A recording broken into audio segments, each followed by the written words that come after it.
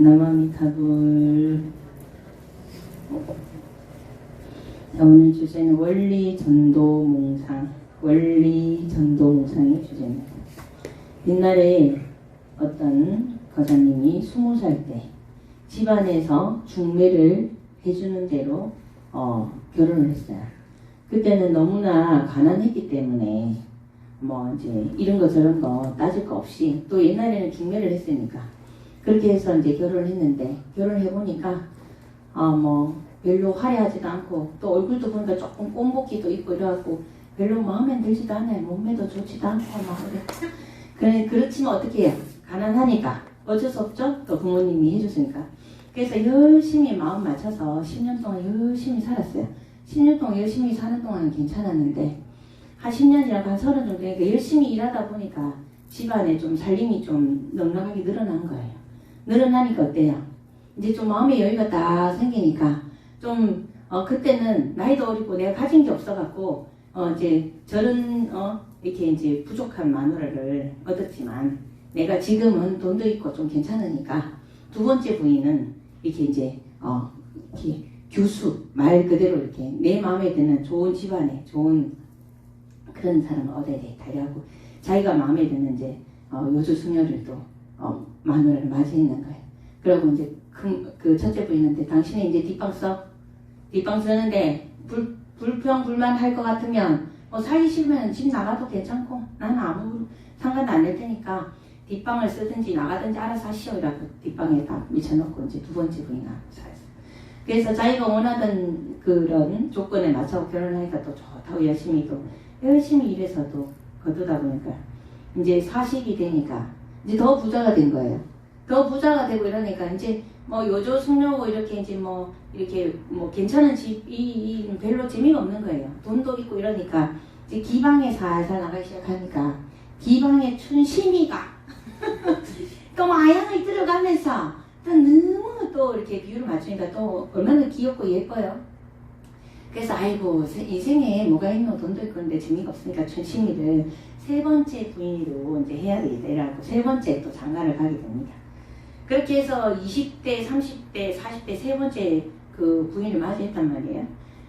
그렇게 또 부인을 맞이해서 이렇게 사다 보니까 이제 50대가 되니까 더 돈이 많아진 거예요. 부인 3명이 열심히 이제 또 일하고 막 뒤에서 이렇게 이제 집안 살림을 잘하고 열심히 하다 보니까 50이 되니까 굉장히 이렇게 넉넉해진 거죠. 지금은 50이 아무것도 아니지만 옛날에는 60 정도면 돌아가시잖아요. 그죠? 수명이 짧았기 때문에 50이면 이제 노인인 거예요, 노인. 이제 나이도 먹고 돈도 많고 그렇게 하는데 인생 뭐 있다고, 내가 딸 같은 아를 하나 놀이개 삼아 데리고 살면 내가 얼마나 좋겠노 싶어서 이렇게 쫙 보니까 동네에 부모가 돌아가시고 그 애들 동생들 키우면서 이렇게 젊은 애가 하나 있더란 말이에요. 근데 너무 예쁘고 또 이제 애교도 많고 이러고 돈이면 다 되는 거예요. 옛날에 돈이면 다 됐죠. 지금도 아직도 돈이면 좀 되는 부분이 있겠지만 옛날에는 더 했죠. 그래서 내가 돈 많이 줄 테니까 네가 이제 넷째 마누라를 하겠느냐. 그래 좋다고 이제 넷째 마누라를 한 거예요. 그렇게 신나게 이제 재밌게 살다가 어느 순간 이제 그 좀 살만해, 이제 다 가졌으니까 이제 좀 살만하다 했는데 이게 몸이 안 좋은 거예요. 몸이 안 좋으니까 다 간상 보는 사람이 다 당신 이제 죽겠다. 무슨 수를 써도 당신 이제 못 살겠다. 이제 갈 준비를 해야 된다. 그렇게 하니까 이 남자가 얼마나 억울하겠어요. 열심히 일하고 첫 번째, 두 번째, 세 번째, 네 번째 부인까지 얻어갖고 돈도 이만있고 이만큼 일가는데 이제 좀 제대로 진짜로 제대로 살라고 하니까 간다고. 또 정사자가 염라대왕이 원망스러운 거죠. 염라대왕을 만나려니까 겁도 나고 혼자 가려니까 좀 그런 거예요. 그래서 이제 안 되겠다. 누군가 이제 동행을 해야 되는데 넷째 부인이 내한테 애교도 잘 듣고 내 말도 잘 듣고 이렇게 했으니까 넷째 부인이 제일 귀엽고 사랑스러우니까 넷째 부인을 데리고 가야 되겠다. 그래서 넷째 부인한테 야야 내가 이래 죽는다 하는데 내 혼자 염라대왕한테 가기는 그렇고 니 내랑 같이 죽자. 이렇게 하니까 넷째 부인이 어떻게 했겠어요? 아이고 영가님 왜 이러세요? 영가님이 나를 좋아했지. 내가 영가님을 좋아했냐고. 나 영가님 돈을 좋아했지. 내가 영가님 옆에 붙어 있고 잘해야 돈을 줘야 우리 동생들한테 그렇게 이제 도움이 되고 이렇게 하니까 그러니까 넷째 부인은 영감한테 잘해갖고 돈을 받아서 동생들 돌보고 이렇게 하고 있었던 거죠. 그래도 뭐 영감님이 내한테 잘해준 게 있으니까 내가 묘지 앞에까지는 병원하겠습니다. 진짜 배신감 크게 느끼는 거예요. 그게 조금 등한시했지만 그래도 이제 셋째 부인 그 춘심이가 그래도 내한테 잘했으니까 그래도 자는 그래도 내랑 같이 가지 않겠나 해서 그래 다시 춘심아 내가 이래 죽는다는데 내 혼자 무서워서 못 가겠다 니랑 같이 가자. 그래서 아이고 영감님 와 치냐면서 그럴 수는 없지. 아무리 내가 영감님을 좋아해도 그럴 수는 없지. 저는 뭐 화장터에 뭐 같이 그렇게 뭐 가는 거 진짜 무섭다면서 나는 못한다고 그렇게 하니까 영감님이 아씨 이것들이 이때까지 공들여놨더만 이 무거워라고. 그래 조금 눈치 보이시면 두 번째 부인 당신은 뭐 양반집 교수고 뭐 이렇게 이제 그 정도가 있고 이러니까 내가 죽는다 하는데 우리 같이 죽읍시다. 그러니까 아유 영감님 왜 이러세요? 이 나이 때까지 이렇게 사시다가 춘심이하고 막내하고 그렇게 이뻐하시더니 그렇게 같이 갔어요. 저는 그럴 생각이 없어요. 그러니까 얼마나 기가 차겠어요. 근데 영남대학도 혼자 가기는 무섭고 그렇게 해서 어쩔 수 없이 이제 낙담을 하고 그래도 뭐 혼자 가기 무서우니까 첫째 부인은 그래도 듬직하니까 내랑 같이 가주면 내가 좀 안심이 되겠다 싶어하고 첫째 부인을 불렀어요. 그리고 20대에 만나갖고 50대니까 거의 뭐 30년 만에 영감이 부르니까 얼마나 놀라겠어요. 첫째 부인이 그 부들부들 떨면서 이렇게 조심스럽게 이제 들어온 거죠. 그래서 첫째 부인이 들어온 걸 이렇게 보니까 아이고 부인 어서 오시오 이라고 손을 딱 만졌는데 이 손이 완전히 그냥 그 거북이 등가죽처럼 완전히 그냥 고생을 해갖고 막 완전 다 부르터있고 거칠고 완전히 모습도 이제는 다 늙어갖고 엉망이고 근데 부끄러워서 영감이 부른다고 부끄럽다고 하고 부르셨습니까? 하고 들어올 때 그때 20대 때 결혼했을 때 그 와이프의 모습이 이렇게 비치면서 이제 눈수일이 뜨거워지면서 내가 저 사람을 너무 등하시했구나. 그래도 내랑 그렇게 고진관례를 같이 했던 사람인데 그래서 양심은 없지만 그래도 나는 무서우니까 여보 여차저차 이차 저차 해서 죽는다 하는데 내가 혼자서는 무서워서 못 가겠는데 당신이 나랑 좀 같이 가실 수 있겠어. 그렇게 하니까 이제 첫째는 아이고 저는 살아 있어도 이 집 귀신이고 죽어도 이 집 귀신이고 내가 당신을 보고 이 집에 시집을 와서 이 나이 때까지 살았는데 당신이 죽으면 내가 살아있는 의미가 뭐겠어요? 같이 가야지요. 당연히 같이 가야지요. 이렇게 하고 나서 가만히 영감 얼굴을 잃어보니까 영감 근데 제가 봤을 땐 영감이 뭐 지금 죽은 것 같진 않는데요. 잠깐만 있어보세요. 그래갖고 꿀물을 심하게 타고 이거 한 잔 드세요. 이 꿀물을 딱 위에 놓고 이렇게 쪼물락쪼물락 이제 주물러 준 거예요. 전신을 이렇게 풀어주고 나니까 영감이 화색이 싹 돌면서 몸이 괜찮아지더란 말입니다. 아무것도 아니었는데 몸이 괜찮아졌어요. 그래서 이제 이 영감이 딱 몸을 회복하고 보니 아이고 이 나이 때까지 내가 추구했던 모든 것들이 전부 다 허망한 것이었구나. 이래 죽는 것도 같이 가자고 같이 간다고 하는 이런 조강지처를 내버려 두고 내가 이렇게 기승부터 시작하고 그렇게 살았구나 해서 이제 다 이제 못 오는 거예요.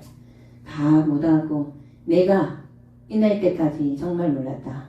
반야심경에 원리전도몽상 이런 말이 있는데 그 뜻을 내가 이제야 알겠다. 반야심경에 원리전도몽상 전도몽상을 멀리 떠나보내라. 전도 거꾸로 뒤집혀져 있는 몽상 꿈같은 망상. 그러니까 우리가 정견이 없으면 그죠? 정견이 없는 우리 사견을 우리가 전도 몽상이라고 얘기를 하거든요. 뒤집어져 있단 말이에요. 뒤집어져 있다. 그래서 정견이라는 거는 바르게 보는 힘이거든요.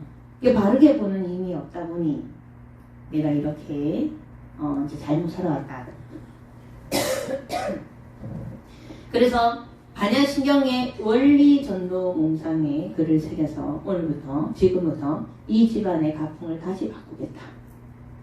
이제 첫 번째 마누라는 이제 나이가 들고 이때까지 고생했으니까 집안에서 금고를 차고 앉아서 내 옆에서 안방에서 이신방에서 돈 관리하시고, 그 다음에 그 이제 두 번째 부인도 조금 나이가 있고 이러니까 이제 청소 정도만 하고 집안 청소만 하고, 또 셋째 부인은 아직까지, 셋째 부인하고 넷째 부인은 아직까지 젊으니까 밖에 나가고 이제 농사 짓고 이제 허드렛 일을 해라. 이렇게 정리정돈을 다시 하는 거예요. 그러니까 어떻게 되겠어요? 집안이 너무 잘 돌아가겠죠. 예, 집안이 팍팍 잘 돌아간다 이런 얘기가 있어요. 그래서 여기서 이게 불교에서 얘기하는 그 4명의 부인이 이게 굉장히 유명한 일화예요. 그래서 이제 마지막 4번째 부인은 뭐냐? 돈이에요, 돈. 그 다음에 3번째 부인은 뭐냐? 자식, 식구, 친척 이런 부분을 얘기하고, 그 다음에 2번째 부인은 육신, 내 육신을 얘기하고, 첫 번째 부인은 마음 공부를 얘기하는 거야. 그러니까 우리 참나를 얘기하는 거야. 원리 전도 몽상에 나의 참된 마음을 등지고 살고 있다. 아까 첫 번째 부인이 들어올 때 30년 만에 너무나 낯설어서 영감이 왜 나를 부르나 하고 들어왔죠. 여러분들은 그래도 수행을 좀 하니까 이제 보편적 일반적인 사람이 자기의 참나를 들여다봅니까? 자기 참나를 매 순간 알아차려서 자기 참나가 기준이 돼서 살아가지 못하잖아요. 왜 그렇게 살아가지 못하겠어요? 그만큼 나의 진정한 나, 말 그대로 우리가 얘기하는, 제가 얘기하는 이 절대계의 공성자리 참나를 찾지도 않은 거죠. 그죠? 찾지도 않은 상태에서 이 현상계의 가짜나 2번째, 3번째, 4번째 육신도 현상계의 몸이고, 그죠? 가족이나 친지도 다 현상계에서 만들어진 것이고, 돈도 이 세상의 현상계에서 만들어진 것이고, 여기에는 우리가 익숙한데 절대계의 참나, 공성에는 우리가 얼마나, 그죠? 모른 척하고 모르고 살잖아요. 찾질 않잖아요. 그래서 낯설다 이렇게 표현한 거예요. 그런데 이 공성의 상태로 참나를 찾으니 어떻게 돼요? 이 현상계의 몸도, 이 현상계의 가족도, 이 현상계의 돈도 너무나 유용하게 되는 거예요. 유용하게. 그래서 이 본문을 제가 준비하면서 그런 얘기를 하고 싶은 게, 우리가 참나를 항상 참나 상태에서 이 현상계를 바라보고 살아가는 삶은 어마어마하게 다른 거예요. 그래서 레스터 레븐슨도 그 얘기를 하는 거죠. 마음이 잘 조율되어 있는 사람이 일으키는 한 생각은 그 힘이 어마무시하다잖아요. 마음이 고요한 사람들. 그러니까 우리가 절대계 참나의 기준에 마음이 고요한 사람은 이렇게 막 이랬다 저랬다 할 일이 없겠죠. 그리고 이 마음으로 이 현상계를 조율을 하겠죠. 말 그대로 게이머가 게임의 캐릭터를 자유자재하게 움직이듯이. 그죠? 그래서 여러분들이 절대계의 공성의 참나 자리에 나를 맞추고 첫 번째 부인 참나 자리에 마음을 맞춰서 고요한 상태에서 이 현상계의 나의 몸과 나의 주변 사람들과 그리고 세상에 돈을 본다면 잘 컨트롤 할 수 있겠죠. 어떻게? 고요한 마음으로. 그렇게 해서 이 참나 자리의 공성 자리에 고요한 마음으로 여러분이 집중을 하게 되면, 집중하면 어떻게 된다 했어요?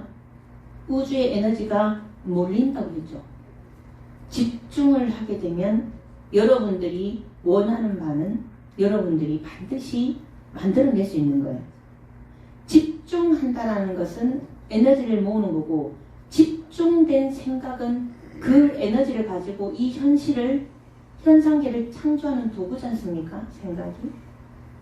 그래서 여러분들이 참나 상태, 공성 상태에서 내 세상의 현상계를 바라보면서 에너지를 집중하고 어떤 생각을 해야 되겠어요?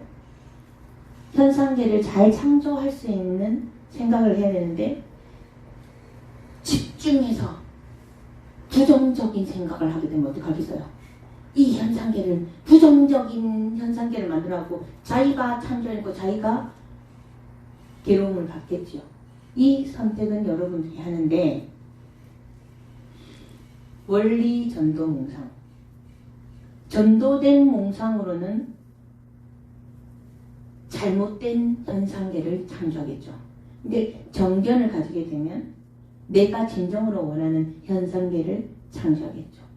고요한 마음을 가진 사람이 참나자의 공성 상태, 게이머의 상태에서 캐릭터를 움직이는 사람은 자신이 원하는 자신의 삶, 이 현실을 내가 원하는 대로 오롯이 창조할 수 있다. 그것도 어떻게 굉장히 빠르게, 확실하게.